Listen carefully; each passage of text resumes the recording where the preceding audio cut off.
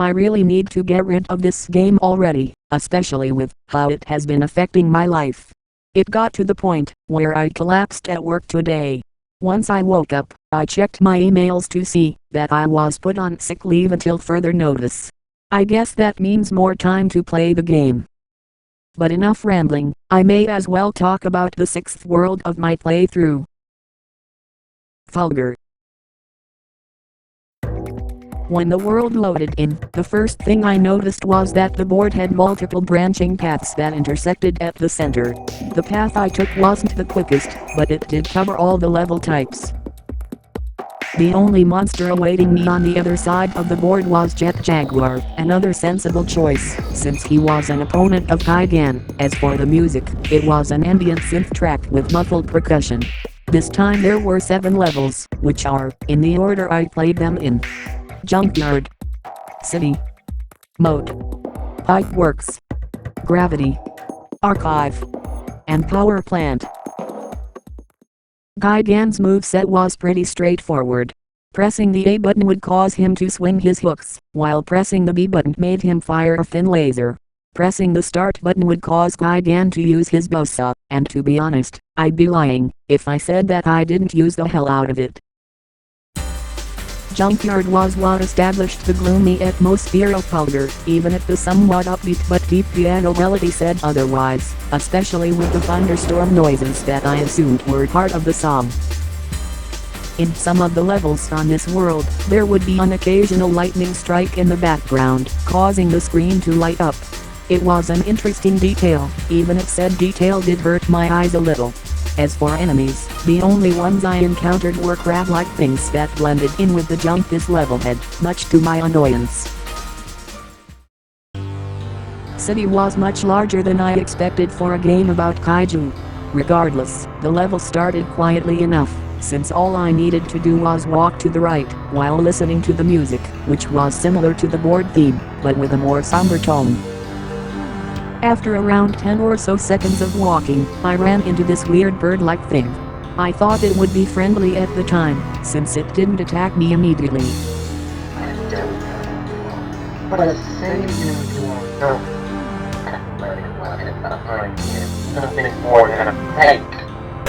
After saying whatever that nonsense was, the bird-like creature attacked Kaigan, forcing me to use the laser. It was also at that point that the percussion for the background music kicked in. The rest of the city levels I went through were mainly waves of those bird-like things.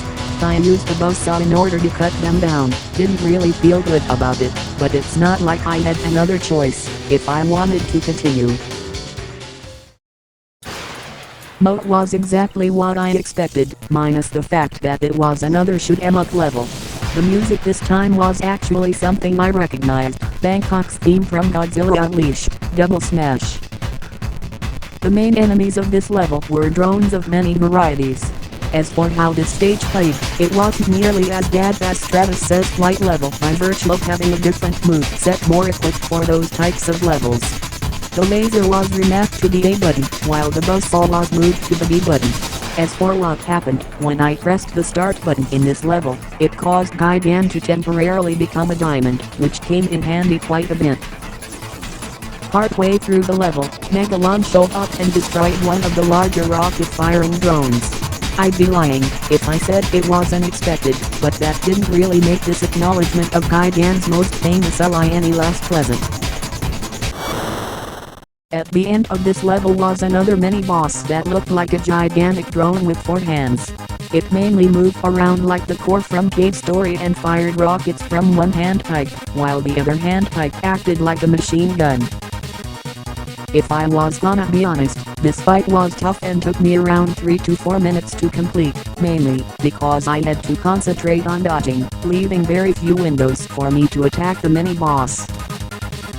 Before I move on to what happened after the mini-boss, I may as well go over something I'd noticed. The game is rather inconsistent when it comes to giving mini-bosses actual music, with the only ones I encountered that have unique songs being the water creature on Verger, the coffin monster on Arcos, and this mini-boss. Once I had defeated the mini-boss, I leveled up and landed on a small metal platform, with Megalon hopping onto said platform shortly afterwards with an arm outstretched. Well, I knew what to do here. With the help Megalon provided, I thought he was worthy of a brofist, especially since without him and Gigan's shield move, I think my run would have been toast. After a bit, I exited the level and proceeded to get attacked by Jet Jaguar. Jet Jaguar wasn't too hard, mainly because he fought in close quarters with punches and kicks, allowing me to use the buzzsaw quite a few times. The music for this fight was Godzilla's theme. The first half of the fight went smoothly, to the point I only used the buzzsaw once in the hopes of seeing all the attacks Jet Jaguar had. This would prove to be a very irritating mistake. At some point, Jet Jaguar shrunk down to around a third of his size, which was really annoying, since, while it did make the size-shifting robot weaker, it also made him really hard to hit. Once Jet Jaguar's health was down to a quarter or so, he fired a strange beam from his hands at me. While the attack did take out a good chunk of Gigan's health, I was able to get close and finish off the nearly powerless robot using the buzzsaw. I knew what awaited me next, and I'd be lying if I said I wasn't looking forward to it. I don't think I even hesitated destroying whatever contained the last piece of Niji's mind. Outside of taking a screenshot.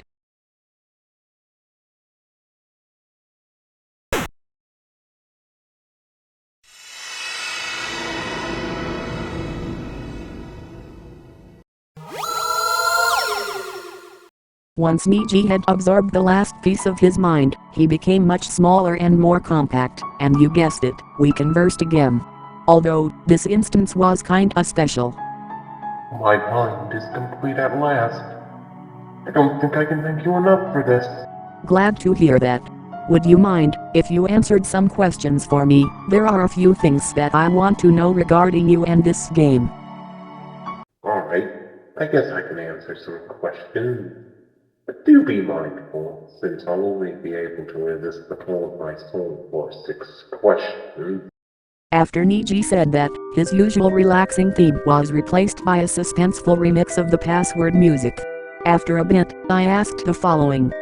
Where did this cartridge come from? Cartridge? What are you talking about? In hindsight, I probably should have expected this.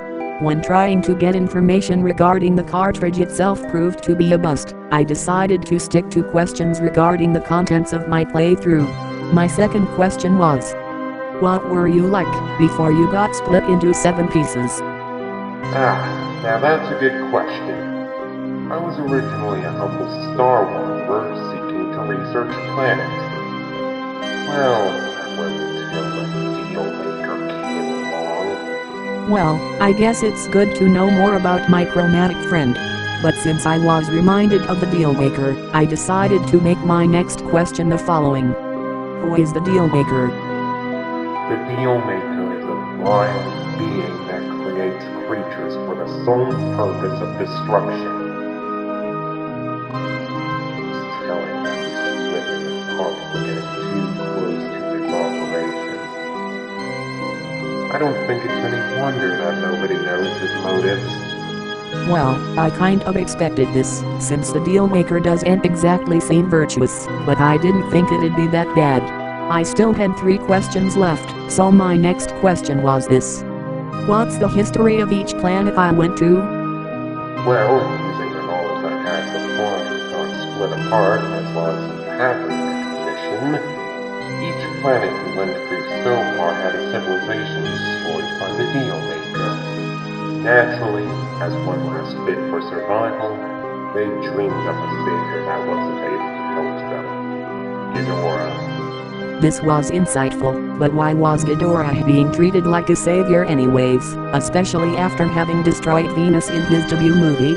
After pondering on this subject far longer than I should have, I asked my penultimate question. Where is Ghidorah right now? Unfortunately, he has been sealed away by the dealmaker. But not all is lost. With 7 vessels alive, some heavy magic, and a bit of elder grease, our 3-headed dragon should be free. If everything goes right, of course.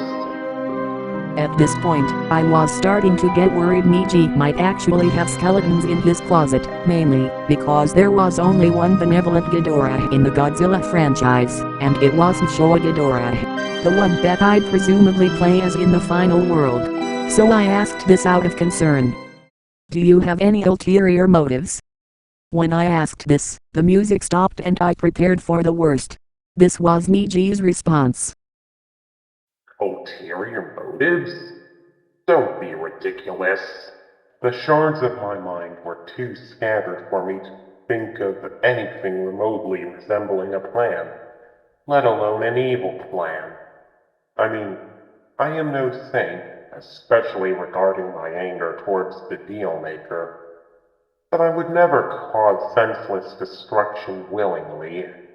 You'd have no idea how relieved I was when I saw this, especially since I was growing really fond of Niji, and I might sound crazy for saying this, but it would have broken my heart if I was forced to fight someone I spent my entire playthrough so far knowing and helping.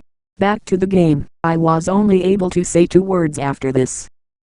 I see. Well, I've got to get going now. I can feel the pull of my soul. But don't worry, we will meet again. And just like that, Niji heads off to who knows where. After taking a small break to let out some tears of joy, I went back to the game, taking Gigan to a Pipeworks level.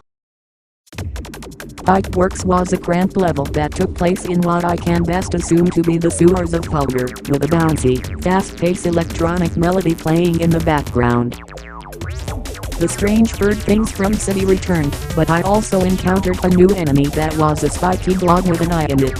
Said new enemy was also really annoying to deal with, since it had a habit of spawning on walls and the ceiling, as seen in this screenshot here, forcing me to waste power that I'd rather use on the bird things. Also, while the curved pipes in this level seem to be a bit of a tight squeeze, I was able to get through them just fine thanks to Gigan's tail somehow no clipping through the floor. Before I move on to the next stage, I may as well talk about a neat, but nonsensical detail I captured in this screenshot. Whenever I had to go up, there was usually a set of platforms waiting for me that only had collision when I stood on top of them.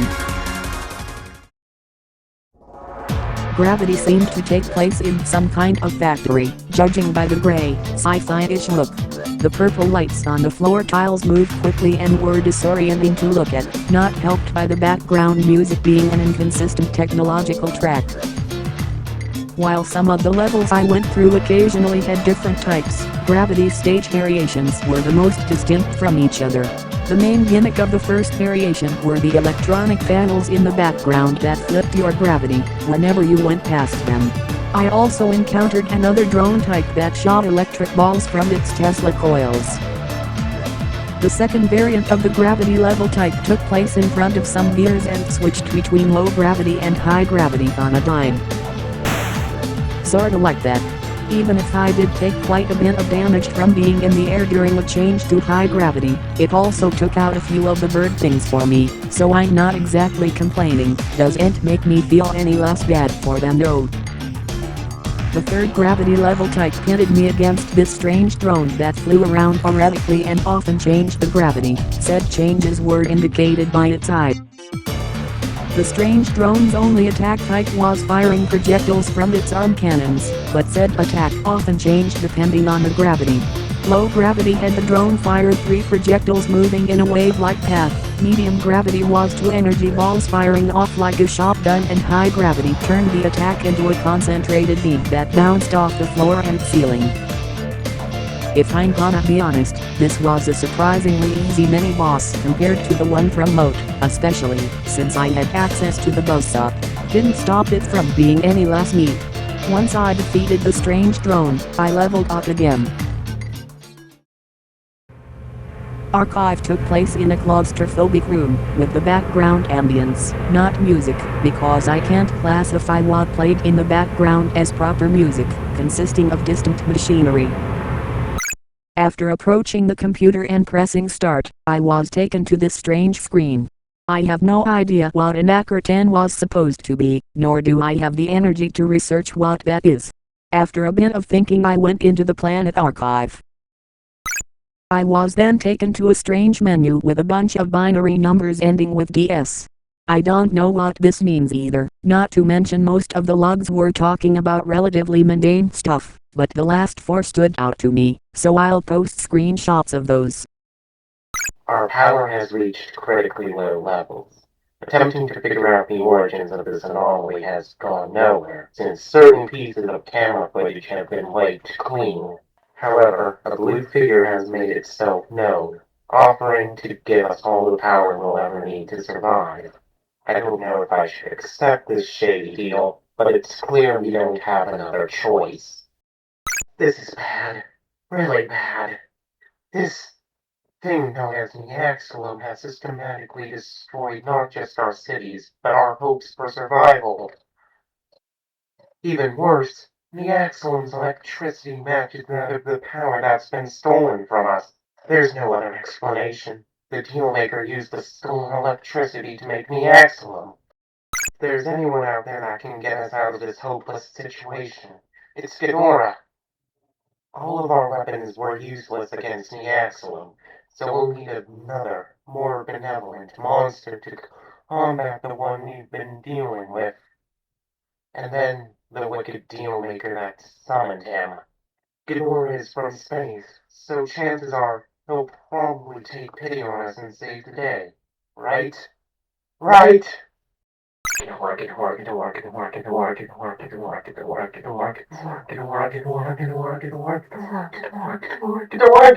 After witnessing what can best be described as a descent into madness, as well as a potential name for the next scourge, I decided to check the personal archive.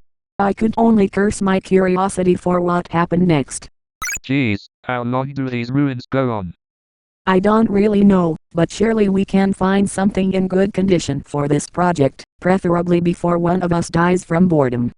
Sarah, we checked almost everywhere in these ruins. I think it might be time to call it quits. Keyword being, almost. We still haven't checked that cabin over there yet. Perhaps we could find something of use in there. I suppose it's worth a shot, but don't blame me if things end up crashing down on us. What do you know, I guess there is something we could use after all. You sure we could use that? It looks kind of rusty. Ah, screw it, I'm getting desperate, and I'd rather know what And then, after that, what sounded like a wooden cabin collapsing, more specifically, the exact sound that was burned into my brain during what I can only describe as my most unpleasant memory, and then the screen went black entirely. If I wasn't having a panic attack at the time, I'd assume that the TV broke. I don't know how these images appeared on my computer, nor do I want to know, but the entire time, I was pleading with the game to stop. I knew what I was getting into buying this game, but somehow, I didn't think it would use that memory against me. After taking an hour-long break to recover from my mistake, I went back to the game, which kicked me back to the board after the aforementioned unpleasant sequence, and moved Gigan to power plant, so that I could be done with this world. Power plant had a similar aesthetic to Berger's overgrown facility, minus any vegetation that would be growing here, but more than made up for that by being a confusing labyrinth. The music started out as a generator humming, compounded by an unpleasant screeching. After a few seconds, the main melody kicked in, which was an electronic remix of Kirby 64's Factory Inspection. This stage had 3 new enemies, the first of which being strange sweepers with eyes. While they don't do that much damage, I often have to waste power on the laser or buzzsaw just to get rid of them, which is very annoying. The second of these enemies was a bomb on a wheel that exploded either after you attacked it or when 10 seconds had passed. They weren't too bad, since I could always distance myself from them before it was too late. The third and final enemy type was a light blue drone that just flew around hoping to get something. They mainly appeared whenever I came across stairs, which meant that I'd have to wait until after they passed by before I proceeded. Near the end of the level, I got onto a series of 5 mechanical platforms that began moving to the right as soon as I got on the one in the center. Before I had time to process, enemies started appearing from the left and right sides of the screen. Thankfully, they all dropped health capsules, which made what happened after I dealt with them a bit easier. Once I cleared away the wave of enemies, the scourge of this world, Nyaxilum, showed up. He was by far the strangest of all the scourges that I encountered so far, but also the most sadistic, as seen in the upcoming screenshot. A cyborg? Ha! This will be way too easy. Don't worry, lad. You'll get a front row seat for their screams. Nyaxilum was undoubtedly a tricky boss, mainly thanks to the threat of falling to almost certain death, but the large hitbox for when he's vulnerable prevented the fight from being too bad. Nyaxilum usually moved around 3 to 4 times before attacking, with his armor opening once he was ready to attack. Speaking of attacks, Nyaxilum's main attack was positioning his Tesla coil hands far away from each other before firing some electricity between said hands. Nyaxilum also had 2 other attacks that he used far less often, the first of which was him shooting a bunch of disc-shaped blades at Kaigan, the other one had sparks surround the scourge of Fulgur, which somehow caused spikes to appear from below. Before I move on to Nyaxilum's desperation attack, I'll just take the time to say that this fight was incredibly fun, helped by the fact that Nyaxilum proved to be a breath of fresh air after no chires and especially after what the game bombarded me with in the archive level. Anyways, after I depleted Nyaxilum's health, his armor fell off and the now revealed blob of flesh seemed to hang back, but I knew what would happen next and waited on the center platform. Before long, Nyaxilum charged toward Kaigan in the hopes of severely damaging or even outright killing him, as you can see in this screenshot, but with a swing of the cyborg's hooks, I was able to finish the scourge of Fulgur off. And then, what sounded like a blob of flesh splashing into what I can assume was some off-screen water to confirm Nyaxilum's eventual death.